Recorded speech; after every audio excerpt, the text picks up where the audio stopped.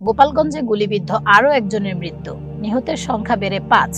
গোপালগঞ্জে জাতীয় নাগরিক পার্টির এনসিপি জুলাই পদযাত্রা ঘিরে হামলা ও সংঘর্ষের ঘটনায় আরেকজন মারা গেছেন। গত বুধবার আওয়ামী লীগ ও নিষিদ্ধ ছাত্রলীগের হামলা চলাকালে আইন শৃঙ্খলা রক্ষাকারী বাহিনীর সঙ্গে হামলাকারীদের সংঘর্ষ হয়।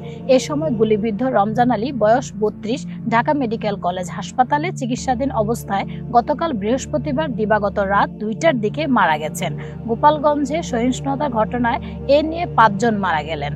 এর আগে এ ঘটনায় নিহত হন গোপালগঞ্জ শহরের উদয়ন রোডের বাসিন্দা সন্তোষ সাহার ছেলে দীপ্ত সাহা বয়স ২৫, কোটালীপাড়ার রমজান কাজী বয়স ১৮, টুঙ্গিপাড়ার সোহেল মোল্লা বয়স ৪১ ও সদর উপজেলার ভেড়ার বাজার এলাকার ইমন বয়স ২৪। এ ঘটনায় গুলিবিদ্ধ আরও ২ জন ঢাকা মেডিকেলে চিকিৎসাধীন রয়েছেন। তারা হলেন সুমন বিশ্বাস বয়স ৩০ ও আব্বাস আলী বয়স ৩০। পারিবারিক সূত্রে জানা গেছে, রমজান আলী মুন্সির বাড়ি গোপালগঞ্জ সদর থানা পাড়ায়। তিনি মৃত আকবর মুন্সির ছেলে। রমজান আলী রিকশা চালক ছিলেন।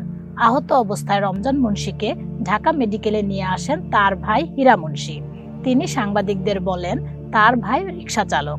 ঘটনার দিন গত বুধবার দুপুরে গোপালগঞ্জ সদর এলাকায় সিনেমা হলের পাশেই রিকশা থেকে যাত্রী নামিয়ে ফেরার পথে তিনি সহিংসতার মধ্যে পড়েন এবং গুলিবিদ্ধ হন। তাকে প্রথমে স্থানীয় একটি হাসপাতালে এবং পরে অবস্থার অবনতি হলে এই দিনই দিবাগত রাত ২টার দিকে ঢাকা মেডিকেল কলেজ হাসপাতালে নিয়ে আসা হয়।